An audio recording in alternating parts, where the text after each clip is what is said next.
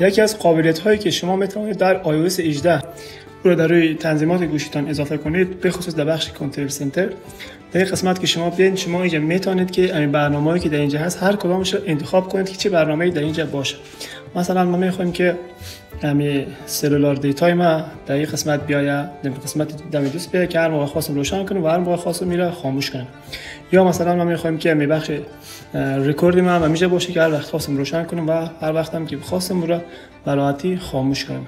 و یا هر برنامه دیگه شما برای که بتونید اون برنامه دلخواهتون در این قسمت بیاین، در این قسمت بیاین، دوستان در این صفحه بگیرید، در این صفحه که گرفتید ببینید که اینجا علامت مثبت آمده، در این قسمت پایین نوشته که اد کنترل و در این قسمت هم علامت منفی آمده که شما هر کدومش بزنید برای شما فورا اون برنامه رو اینجا حذف میکنه.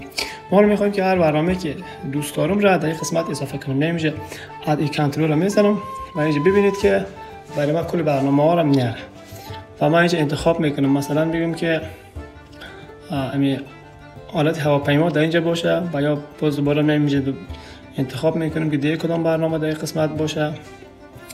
مثلا میخوایم که همین برنامه مای فایلز هم در این قسمت باشه و دیگه بریم دوباره انتخاب میکنم. در اینجا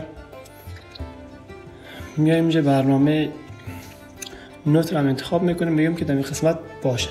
ولی که انتخاب کردم میایم یک دفعه کلیک میکنیم و این از حالت جابجایی برنامه ها خارج میشه و ببینید که حالا ما همین کنترل سنتر رو که بیارم پایین میکنم، کلی برنامه‌ای که ما میخوایم در قسمت اینجا دم دست ما هست و ما هر وقت بخوایم رو روشن میکنیم و هر وقت هم که بخوایم رو خاموش میکنیم. مثلا این نوت میذارم در اینجا و من وارد قسمت نوت ها میشم.